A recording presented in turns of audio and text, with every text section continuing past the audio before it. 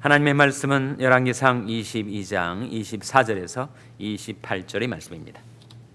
그나아나의 아들 시드기야가 가까이 와서 미가야의 뺨을 치며 이르되 여호와 영이 나를 떠나 어디로 말미암아 가서 내게 말씀하더냐. 미가야가 가로되 내가 골방에 들어가서 숨는 그날에 보리라.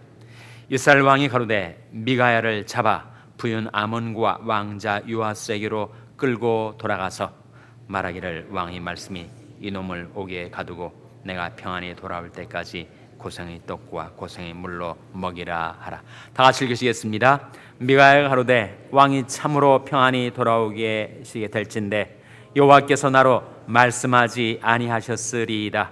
또 가로되 너희 백성들아 다 들을지어다 하니라. 아멘.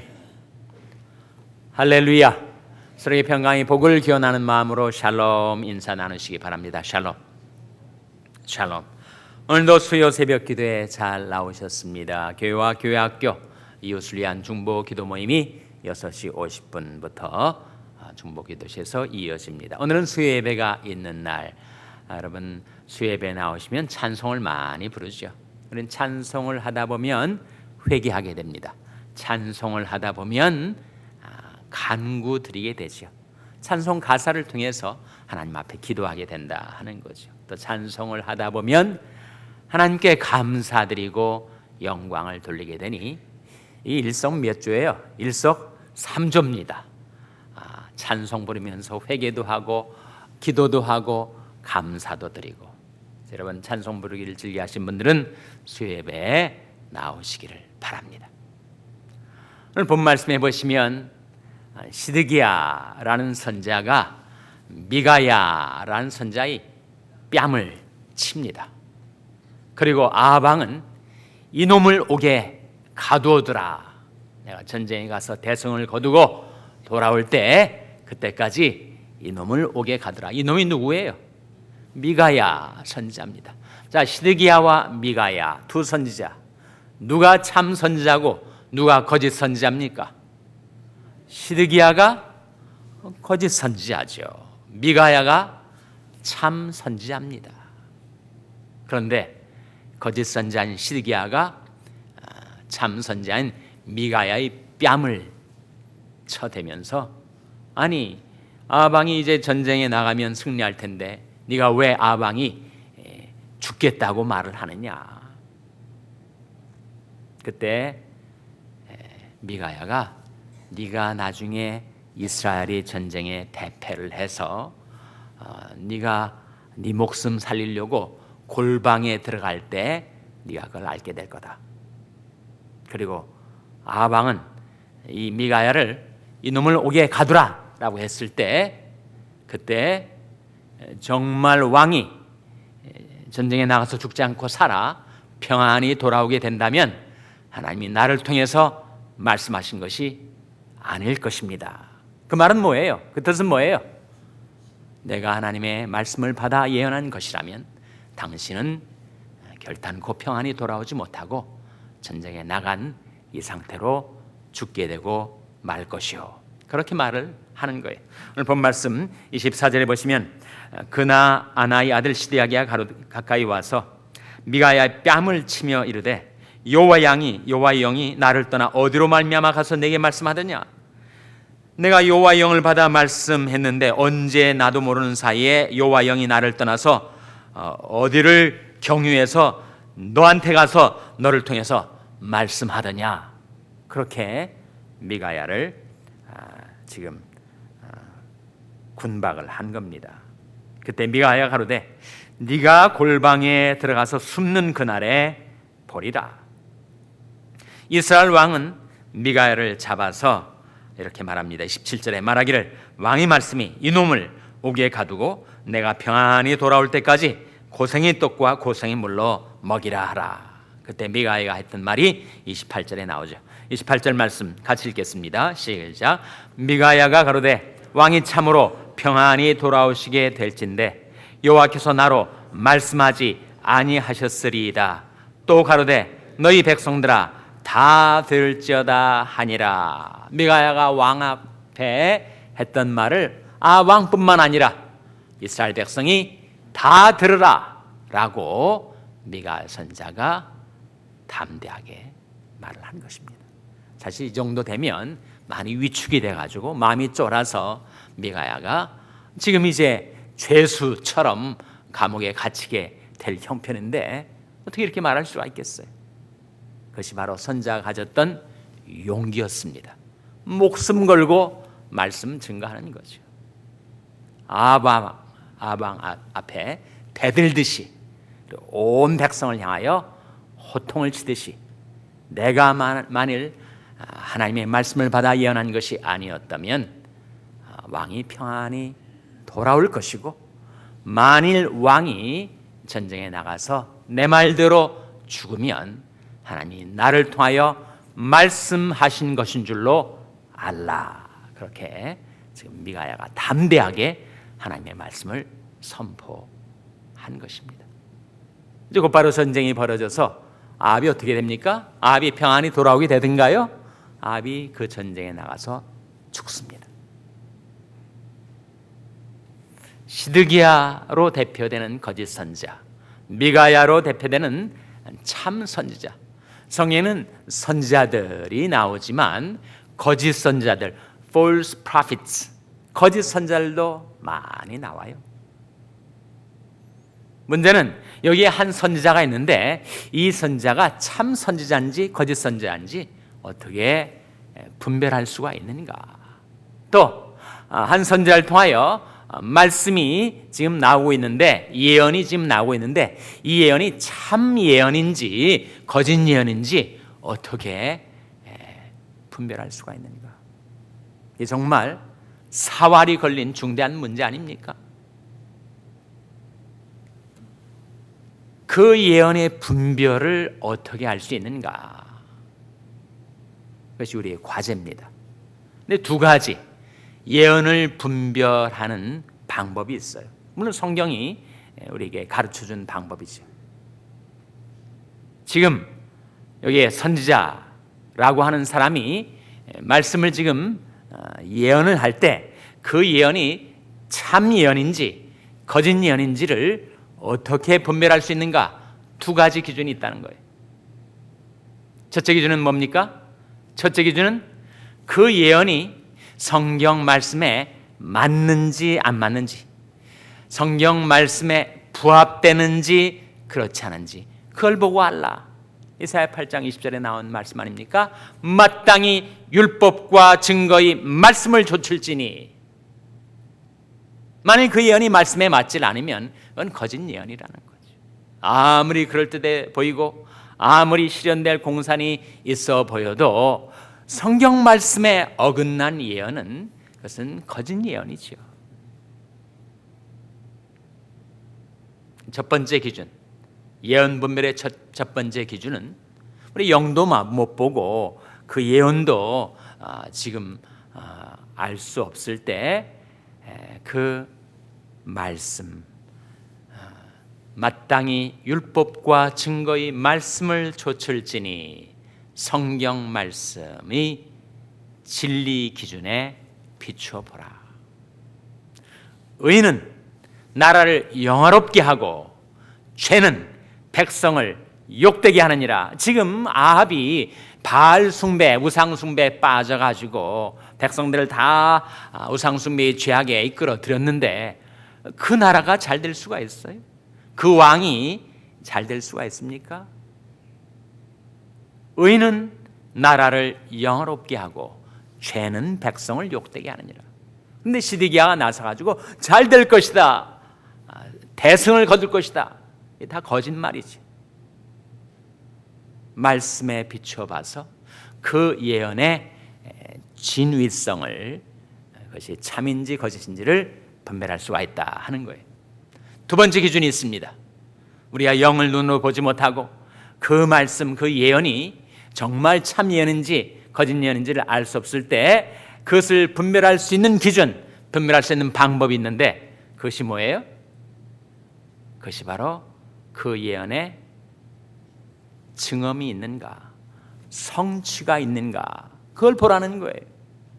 지금 시드기야도 예언하고 미가도 예언했지만 그 미가야의 예언, 시드기야의 예언은 다 공허한 헛소리에 불과했습니다. 그저 사람이 귀를 즐겁게 할 거짓말이었어요. 그러나 미가야의 말은 그것이 아프고 쓰린 말이지만 그 말대로 성취가 된 것입니다. 그 예언에 증언이 있었다는 거예요. 바로 신명기 18장 22절에 나오는 기준입니다. 한번 찾아보시기 바랍니다. 신명기 18장 22절.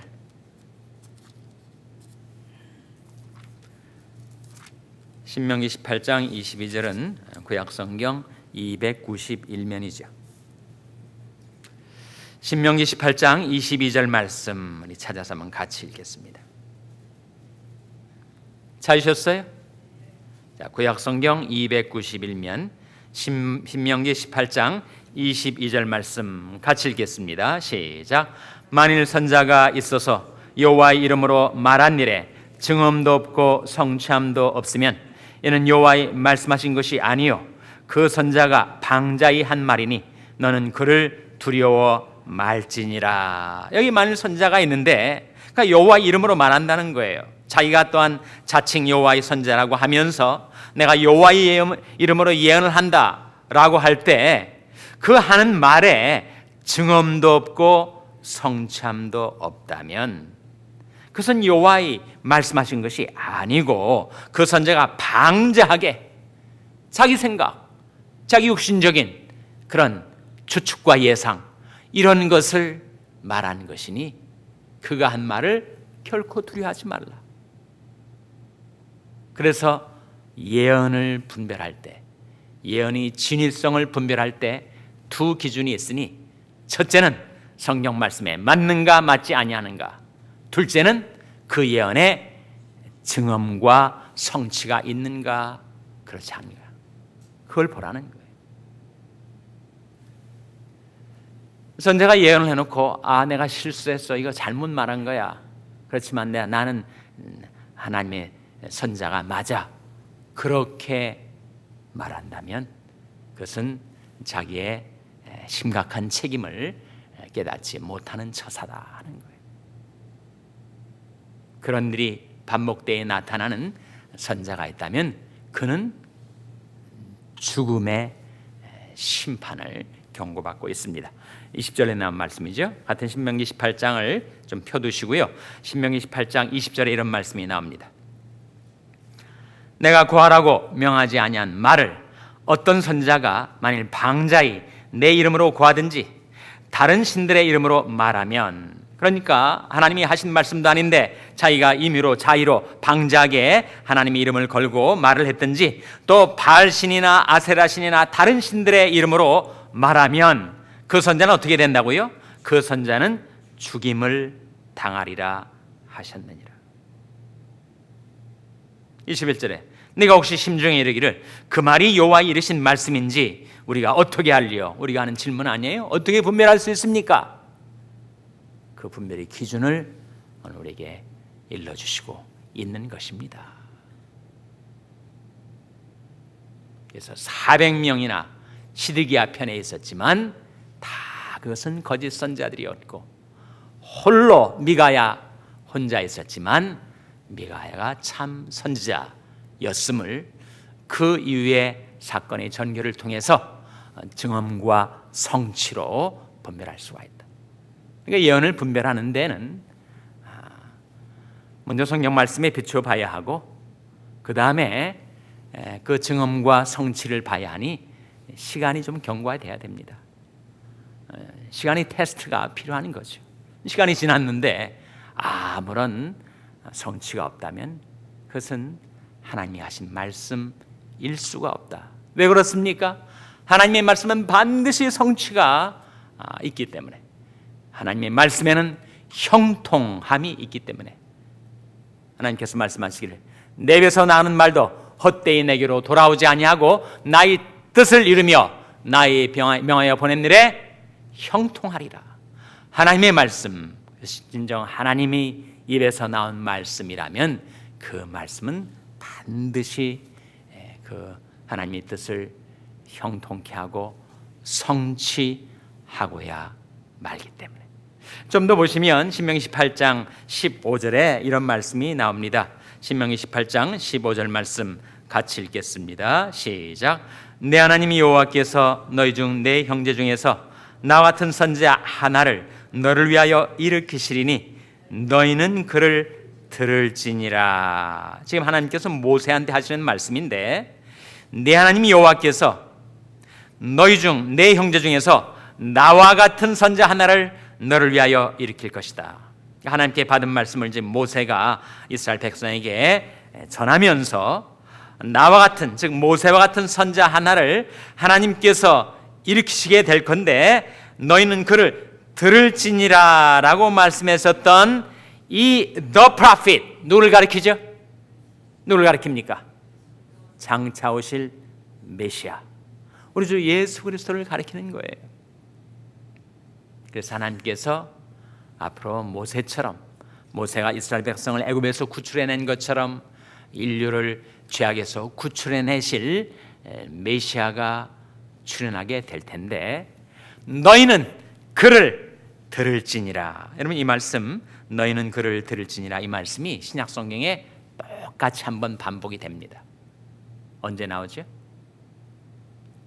변화산상에서 모세와 엘리야가 그 산 위에 계신 예수 그리스도에게 나타났을 때 거기에 세 사람, 예수님의 세 제자, 바로 베드로와 야고보와 요한이 있는 자리에서 하나님께서 예수 그리스도의 영광을 나타내 보시면서 너희는 그를 들을지니라, 하나님께서 변화산상 영광 중에 말씀하셨어요. 그래서 우리는 예수 그리스도를 들어야 합니다. 예수가 우리를 부르는 소리를 우리가 들어야 돼요. 들으면 살아납니다. 나를 청종하라, 그러면 너희가 좋은 것을 먹을 것이며 너희 마음이 기름진 것으로 즐거움을 얻으리라. 너희는 귀를 기울이고 내게 나와 들으라, 그러면 너희 영혼이 살리라. 우리가 예수 그리스도를 들으면 우리는 살아납니다. 살리는 것은 영이니 육은 무익하니라. 내가 너에게 이른 말이 영이요 생명이라. 그래서 우리는 예수 그리스도께서 우리를 부르시는 음성을 듣고 주님께로 돌이켜야 합니다. 오라, 우리가 여호와께로 돌아가자. 여호와께서 우리를 찢으셨으나 도로 낫게 하실 것이요 우리를 치셨으나 싸매어 주실 것입니다. 예수가 우리를 부르는 소리를 듣고 하나님께로 돌이켜서 너는 이렇게 살라 이르시는 우리 주 예수 그리스도의 말씀을 따라 사는 것, 그것이 이 세상에서도 영생을 맛보며 누리다가 우리가 죽을 때 영생을 얻게 되는 길이다. 주님께서 우리에게 뭐라고 말씀하실까요? 너희는 그를 들을지니라 했을 때 주님께서 우리에게 하신 말씀을 우리가 기억하고 그 말씀 따라 살아야 될 텐데, 주님은 어떤 말씀을 하셨을까요? 주님은 신구약 성경에서 많은 말씀을 하셨지만 특별히 예수 그리스도께서 이 세상에 오셔서 하신 하나님의 말씀이 신약 성경에 많이 나타나지만 그 말씀의 가장 큰 줄거리가 뭐예요? 대강령이 무엇입니까? 그것은 하나님을 믿으라, 하나님을 사랑하라, 하나님의 뜻을 행하라. 그 뜻을 행하기가 쉽지 않으니 십자가를 지고 그 뜻을 행하라. 서로 사랑하라. 거룩하게 살라. 감사하며 살라. 말씀 전파하며 살라. 사랑하며 살라. 그것이 우리에게 주님께서 이르신 가장 큰 명령들, 그 말씀의 줄거리들입니다. 하나님을 신뢰하고 하나님을 사랑하고 하나님 앞에 늘 감사하고 하나님의 자녀답게 거룩하게 살고 이 생명의 말씀을 전파하고 서로 용서하며 사랑하며 살아가라. 그것이 이 세상에서도 영생을 누리며 저 세상에서 영생을 얻어 사는 길이다. 그것을 우리에게 가르쳐 주시려고 주님께서 우리에게 오신 것이 아닙니까? 그 주님을 향하여 성경 말씀은 하나님은 너희는 그를 들을지어다. 그 말씀 듣고 그 말씀 따라 살아 여러분이 영생을 얻어 누리게 되시기를 주님의 이름으로 축원합니다. 기도하시겠습니다. 오늘 말씀 기억하며 하나님, 저희들이 하나님의 말씀을 듣고 살게 하여 주시옵소서. 기도하시기 바랍니다. 우리 자녀들을 위해서 기도할 때 하나님, 저희 자녀들이 하나님의 말씀을 가르쳐 주시고 깨우쳐 주시고 그 말씀 따라 살아가는 자녀들 되게 달라고 기도하시기 바랍니다.